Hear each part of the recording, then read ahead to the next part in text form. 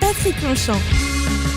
7h40, le temps pour nous de recevoir Patrick. Bonjour Patrick. Bonjour Guillaume. Et ce matin, nous parlons de Moby 10. Moby 10, ce n'est pas une baleine. Moby 10, c'est une application pour les dyslexiques et au-delà d'ailleurs pour réapprendre et surtout pour retrouver le goût de la lecture. On vous en avait parlé il y a à peu près un an avec Marion Berthaud. La société commençait à voir le jour, il y avait déjà des réalisations et on s'était dit, tiens, on en reparlera un an après. Donc ce n'est que la suite de Ce n'est que le début du mois de mai de l'année dernière et aujourd'hui je reçois non pas Marion Berthaud, mais l'orthophoniste qui aide à créer ces livres, qui connaît cette problématique de la dyslexie. C'est Nathalie Chappé. Bonjour Nathalie. Bonjour Patrick. Merci beaucoup. Rapprochez-vous un tout petit peu de votre micro. Oui. Voilà, comme ça on pourra mieux vous entendre au loin. Nathalie Chappé, donc voilà, il y a un an, je recevais Marion, on parlait de Moby 10. Est-ce que vous pouvez nous rappeler rapidement, pour les auditeurs qui nous ont rejoints dans cette année et qui bien évidemment ne savent pas ce qu'était Moby 10, de nous rappeler un petit peu ce qu'est cette application, ce livre numérique, c'est ça ? Oui, c'est un livre numérique. L'histoire de Moby 10, c'est le cabinet d'orthophonie, moi-même en l'occurrence, qui travaille avec les enfants et qui refait sans arrêt les adaptations nécessaires pour les aider à lire. Mhm. Et je trouve ça difficile. Et puis, à l'occasion de la numérisation d'un des livres que nous avons adapté avec une association, je fais appel à Marion et dans la discussion, Marion étant, elle, issue de la technologie, dans la discussion, on finit par trouver que de fabriquer des livres qui embarquent ces compensations que l'orthophoniste met en séance à disposition des enfants, c'est un bon moyen de les aider. En gros, vous ubérisez les orthophonistes, parce que là, si vous créez des livres numériques qui compensent ce que fait l'orthophoniste, il n'y en a plus besoin. Ah non, en fait, J'ai senti une sorte oui, d'arrêt. Non, je pense qu'effectivement, les orthophonistes trouveraient ça très désagréable. Non, c'est pas l'outil qui fait tout, Non. ça ne reste qu'un outil. Ça reste qu'un outil. Voilà, mais c'est un outil qui permet que l'enfant récupère un peu d'autonomie. Moi, je dis C'était souvent... ça, hein, l'idée de Moby 10, c'est vraiment de donner à l'enfant, de redonner à l'enfant ce goût de la lecture et de retrouver une autonomie dans sa manière de lire et de ne pas mettre de côté l'écrit parce que de toute manière, tout va se mélanger devant ses yeux. Exactement, hein, tout se mélange, les enfants font des confusions entre les lettres, entre les sons, ils découpent les textes au mauvais endroit, donc à la fin ils comprennent plus rien. Donc si on les aide avec des compensations de couleurs, ils peuvent paramétrer le livre, hein, il y a un petit tiroir avec des fonctionnalités de soutien et l'enfant trouve très vite tout seul qu'est-ce qui lui convient, ce qui permet à l'orthophoniste d'affiner son diagnostic du coup. Mhm. Et puis, du coup, il s'engage dans sa lecture et quel que soit son niveau, il pourra accéder au contenu. Alors, il y a un an, vous nous expliquiez tout ça par la voix de Marion. Aujourd'hui, un an après, qu'est-ce qui s'est passé pour Moby 10 ? Développement, continuité dans la structuration de l'entreprise ? Oui, donc moi, j'ai abandonné l'orthophonie pour un temps. En tout cas, je me consacre 100% sur le projet, là. Et donc, on a engagé la discussion avec les maisons d'édition parce qu'on n'a pas vocation, nous, à devenir maison d'édition. Le but, c'est d'arriver à ce que les contenus culturels de notre société soient accessibles aussi aux personnes en difficulté de lecture. Est-ce qu'on peut imaginer, aujourd'hui, il y a une œuvre, il y en a une autre qui est en cours de développement. Aujourd'hui, c'est Alibaba et les 40 voleurs. Hein. Alors ça, c'était notre prototype. Ça, c'était le prototype qui maintenant est Exactement. commercialisé. Oui, tout à fait, qui marche bien, hein, qui plaît beaucoup. Tant mieux, tant Les mieux. orthophonistes et les enfants nous en font un très bon écho. Oui, et puis on a développé 2 titres avec les éditions Nathan. On est en train d'en développer encore 2 autres avec eux. Des histoires du même type qu'Alibaba ou c'est sur d'autres sujets ? On fait varier les âges, en fait, pour qu'il y ait une offre qui soit disponible du CP, là, à la fin du collège. Donc plutôt de l'histoire, est-ce qu'on pourrait imaginer que Moby 10, à un moment donné, avec des éditions comme Nathan, soit adapté pour les manuels scolaires, par exemple ? Oui, c'est des projets qui sont en discussion avec Nathan. Pour l'instant, on n'a pas de... Voilà, il n'y a rien d'effectif, mais... C'est compliqué aujourd'hui ou facile pour vous d'aller chercher ces nouveaux publics parce que vous arrivez sur le marché avec quelque chose qui est complètement novateur. Comment est-ce qu'on va chercher justement ceux et celles qui auraient ces besoins de ces ouvrages et de leur faire comprendre que c'est utile pour eux ? Bah, on fait comme toute société classique, on fait les salons, on organise des conférences, et puis, bah, comme j'ai la chance d'être, orthophoniste et d'avoir le métier, à l'intérieur de la société, en fait, je propose, des expérimentations avec les centres de Mmh. soins Mmh.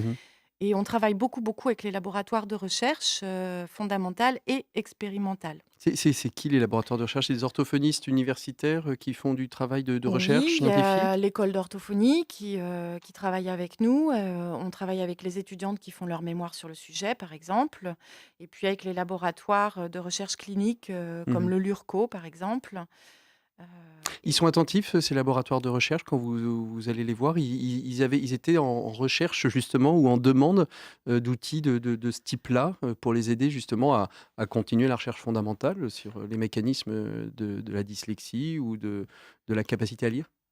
oui, parce que, la transition numérique de notre société fait que, tout le monde s'y intéresse et on tout le monde est un peu à la recherche de à quoi peut servir l'informatique. Mmh. Donc oui, ils sont tous, très à l'écoute et ils répondent tous très, très bien à l'appel de Moby10, «Aidez-nous à chercher», ils sont d'accord. Et C'est les vraiment le but de construire un outil qui soit pas que empirique, Mmh mais mh. Mais vraiment, aussi, pratique. oui. Quel est le regard des maisons d'édition, là-dessus, sur ce projet? Intéressé, dubitatif, le changement fait peur? Alors les maisons d'édition sont très intéressées parce qu'il existe en plus, une loi d'exception au handicap, qui demande aux maisons d'édition, de céder gratuitement, leurs livres, leurs œuvres à des associations qui voudraient les adapter. Mmh mh. Donc le fait qu'elles rendent elles-mêmes leur contenu accessible, c'est forcément plus intéressant pour elles et donc elles s'intéressent bien effectivement à ce que fait Moby10. Le syndicat national de l'édition est en train de travailler à, un socle commun de fonctionnalités d'accessibilité pour Mmh. les éditeurs, Mmh. donc dont Et nous faisons partie. vous faites aussi un travail un peu avec les institutionnels, avec, on a vu sur la recherche, on le voit avec les missions d'édition qui sont des sociétés privées, avec l'éducation nationale aussi, le travail de Moby10, vous essayez de le présenter, vous l'avez peut-être déjà présenté à des instances, à des académies? Alors, pas directement encore aux académies, mais je travaille sur Nantes, avec, l'institution Blanche de Castille, Mmh mh. qui, a un grand projet d'accueil de beaucoup d'enfants en difficulté, et nous avons des projets d'expérimentation des livres, avec l'école, avec d'autres centres de soins qui spécialisés, Mmh. Dans pardon, le qui accueillent, les enfants. ouais. Aussi, on lance des expérimentations et puis là, je suis sur le point de lancer une grande Donc expérimentation. ça, c'est l'actualité du Exactement, moment, pour Moby10, une grande exactement. expérimentation. Vous Oui, pouvez nous en dire justement un petit peu plus? donc c'est à la destination des professionnels libéraux qui vont utiliser le livre numérique avec les enfants.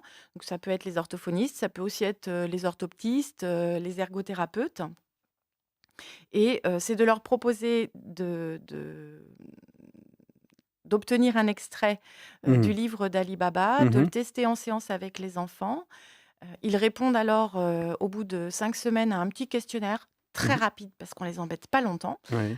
et si, ils parrainent un de leurs collègues et que Vous le offrez le livre? collègue, voilà, s'inscrit à l'expérimentation, alors on leur offre des livres, aux patients. C'est quoi le coût d'un livre, comme, Ali Baba? Est-ce que c'est la même à peu près dans la même tranche de coût qu'un livre numérique qu'on trouverait, sur les différentes plateformes de Oui. téléchargement? Oui. Oui, on a fait, notre mot d'ordre, c'est accessibilité et ça va jusqu'au prix. Mmh mh. Alibaba est, vendu à 19,90 €. Mmh. C'est le prix d'un livre, hein. Il est, enrichi, donc c'est pas C'est ça. juste, C'est pas juste un livre, il y a de très, très beaux dessins. Vous oui. travaillez avec des graphistes, des dessinateurs, vous les recherchez comment? Il y a ils ont une part dans la construction, pédagogique du livre aussi? Ou c'est juste des illustrateurs d'un texte, lambda qui pourraient très bien, illustrer le Alors même ça texte dépend ailleurs? si c'est le livre de la maison d'édition ou Mmh. si c'est le livre de Moby10.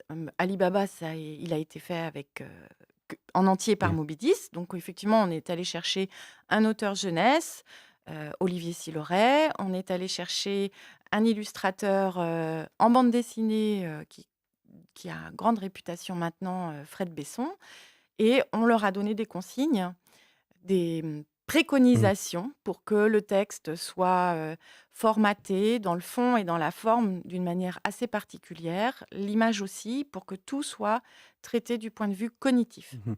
C'est-à-dire que, parce qu'il faut aussi faire attention que l'image ne raconte pas trop pour que l'enfant puisse aussi continuer à lire. C'est toujours un peu le problème de la BD. Souvent, on lit 3 mots de la bulle et on regarde les images les unes après les autres qui nous racontent finalement autant l'histoire que le texte. Alors ça, c'est une difficulté, c'est qu'il faut absolument que l'image raconte pour aider l'enfant à se faire une représentation mentale de ce qu'il va lire ensuite. Mhm. Par contre, on a fait en sorte que le texte cache l'image pour éviter que les yeux sautent sans arrêt de l'image au texte. Et l'enfant peut donc lire à chaque fois qu'il est arrêté, Mhm. il aura une solution pour Et le alors, soutenir. en regardant, hein, on peut aller sur votre site où on peut trouver un petit peu déjà des extraits, on peut télécharger, c'est moby10.com, c'est ça? Oui, Hein? moby10.com, moby10.fr marche aussi. Marche aussi, les deux fonctionnent. moby10.com.fr fonctionne. On peut aller voir Ouais. ce texte, comment il est organisé avec des couleurs, hein, pour justement permettre à l'enfant de regrouper ses mots, ses syllabes et d'avoir finalement une lecture continue. C'est bien ça? Exactement. Alors, vous souhaite, pour l'expérimentation, ça démarre quand? Je pense que là, début avril, c'est lancé. Et s'il y a des orthophonistes qui nous écoutent, ils peuvent vous faire signe? Ah, absolument. Absolument. On va mettre en ligne, donc là, début avril, un petit formulaire pour pouvoir venir s'inscrire à l'expérimentation. Merci beaucoup Nathalie Chappé. Nous, on se retrouve la semaine prochaine avec un autre invité. Et puis, bien évidemment, on se retrouve sur les réseaux sociaux pour... et puis, dénoncez-nous un petit peu des solutions. Parce que c'est pas que ça se tarit, mais c'est qu'on ne les connaît pas. Donc, dénoncez-nous des solutions. Vous voyez des gens qui œuvrent pour le bien du monde. Eh bien, dénoncez-les nous. Merci beaucoup Patrick et on rappelle que cet entretien est à retrouver très vite sur le site de Sun au www.lesonunique.com.